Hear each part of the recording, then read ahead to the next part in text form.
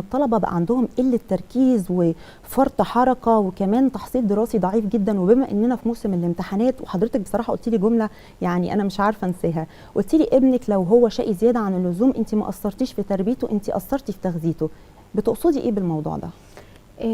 فعلا الموضوع مش موضوع بس تربية دلوقتي، الموضوع دلوقتي ان احنا بدأنا ندخل حاجات غلط للأطفال في الأكل مأثرة على السلوك.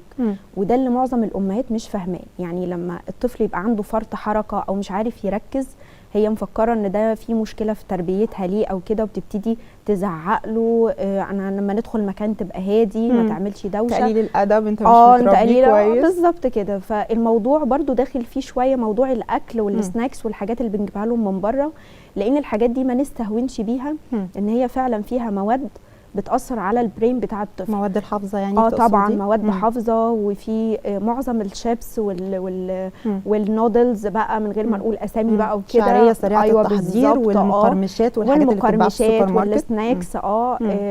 وحتى موجود عند بتاع اللب دلوقتي سناكس كده سورية وبتاع الحاجات ديت موجود فيها نفس المادة.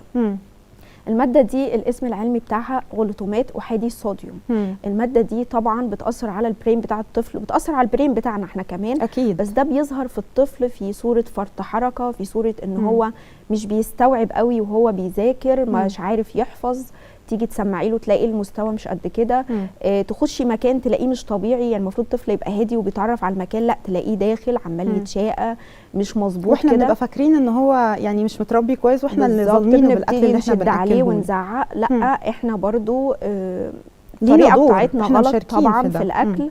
عايزين نرجع بقى شويه يا مروه للاكل بتاع البيت، الجبنه القريش واللبن طبعا. اللبن بتاعنا الجميل ده، الحليب من غير مواد حافظه، ما يكونش طويل الاجل. ده جدا بيفرق في السلوك، وبيفرق في جسم الطفل، وبيفرق في التركيز جدا. اكيد اكيد طبعا. عايزين نرجع نركز على الفاكهه والخضار. ما نستسهلش، مش عايزين نستسهل كل حاجه. نجيب حاجات معلبه، عصاير جاهزه. طبعا اكيد. طبعا كله دلوقتي في الثلاجه العصاير الجاهزه والكلام ده. عايزين نعمل عصاير فريش في البيت من غير سكر كده.